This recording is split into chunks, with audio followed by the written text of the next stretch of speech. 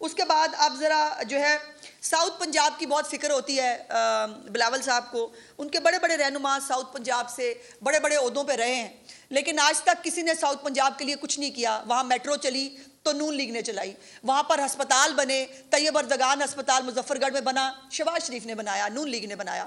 وہاں پر اب جتنی ترقی جو ہے وہ چیف منسٹر صاحبہ کے 18 مہینے کے اس دور حکومت میں ہوئی ہے، اس کی کوئی اگزامپل نہیں ملتی. اور آج بیوٹیفیکیشن پروگرام ہے ایک چیف منسٹر صاحبہ کا، جس کے اندر وہ تمام جو ہمارے ڈسٹرکٹس ہیں ان کو بیوٹیفائی کر رہی ہیں، ان کے چوک چوراہے ہیں، ان کے بازار ہیں، ان کی گلیاں ہیں.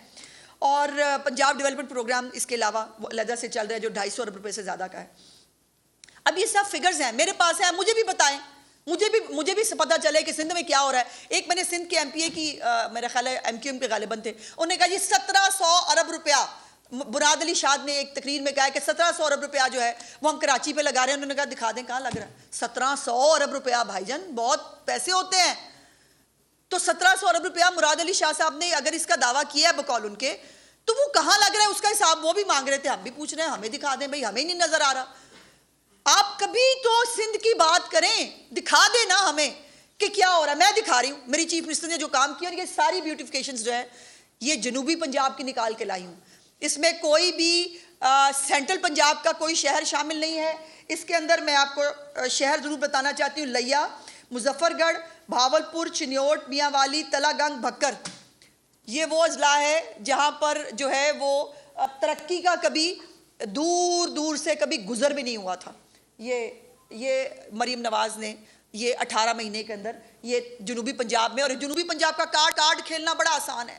بلٹ پروف اپنے گھروں سے باہر نکلیں، بلٹ پروف گاڑیوں سے باہر نکلیں، اور اپنے پنجاب کے لوگ ہیں اگر ان کو جو ہے وہ ان سے صحیح رپورٹیں لیں، وہ آپ کو صحیح بتاتے ہی نہیں ہیں. تبھی تو گورنر ہاؤس میں خالی کرسیوں کا جلسہ ہوتا ہے. اور آج میں نے سنا، مجھے انٹرسٹنگ لگا، ایک بھائی موصوف کہہ رہے تھے کہ جی وہ دیکھیں نا اب یہ مرحلہ وار الیکشن ہوئے ہیں، اب ہمیں بڑا کنسرن ہے آپ میں جو مہاجر سیٹیں ہیں اس پہ کیا ہوگا. بھائی جان لاسٹ ٹائم جیتی کب تھی آپ نے؟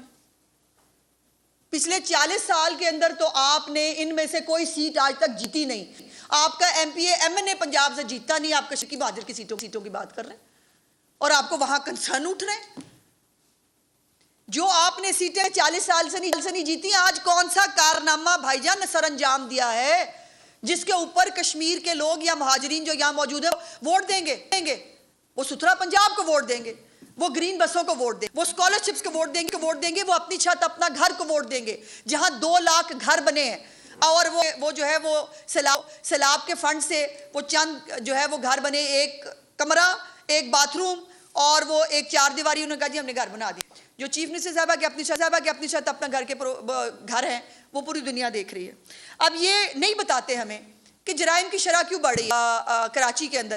ابھی ایک رپورٹ آئی ہے، ذرا وہ رپورٹ چلائیں جی. جو ایک انٹرنیشنل رپورٹ ہے، میں نہیں کہہ رہی، ایک انٹرنیشنل رپورٹ ہے جس کے مطابق یہ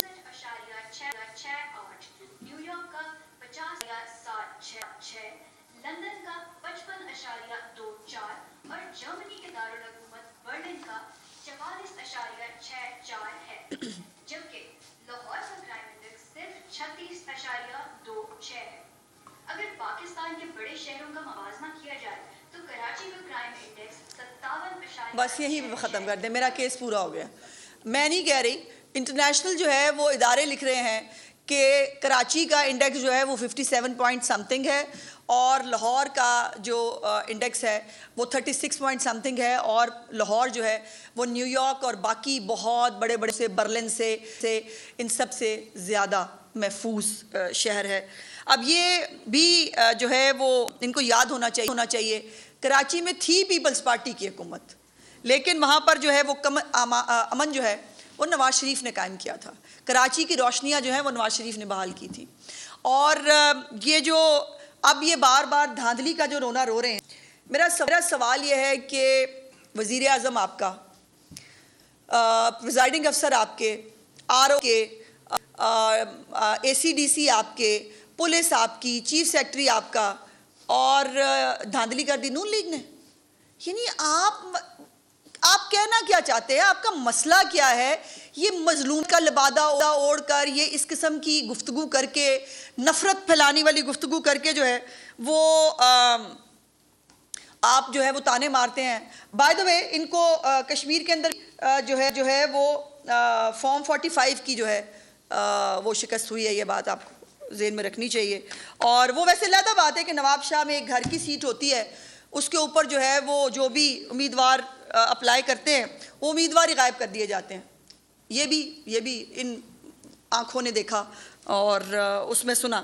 اب یہ بات درست ہے جو چیف منسٹر نے کل کہا کہ جیسے میں کہتی ہوں کہ یہ آتے ہیں تقریریں کر کے چلے جاتے ہیں، سندھ کی بات نہیں کرتے.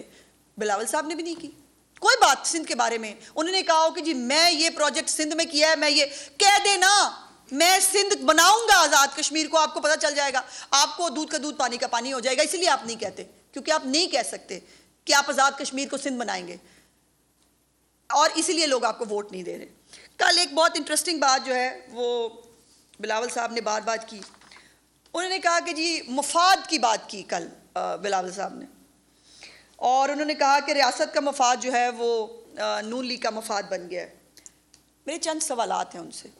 کون سے مفاد کی بات کر رہے ہیں آپ؟ نے صدر مملکت کے عہدے کے مفاد کی بات ہو رہی ہے، یا چیئرمین سینٹ اور ڈپٹی اسپیکر قومی اسمبلی کے عہدے کے مفاد کی بات ہو رہی ہے، 2 صوبوں کی گورنرشپ کے مفاد کی بات ہو رہی ہے، یا مسلسل چوتھی مرتبہ کراچی پر قبضے کے مفاد کی بات ہو رہی ہے؟ کس مفاد کی بات ہو رہی ہے؟ اور گلگت بلتستان کی حکومت کا نام آپ نے قومی مفاد رکھا ہوا ہے. گلگت بلتستان کو قومی مفاد کہتے ہیں آج کل. وہاں پر آپ نے کیسے حکومت بنائی ہے؟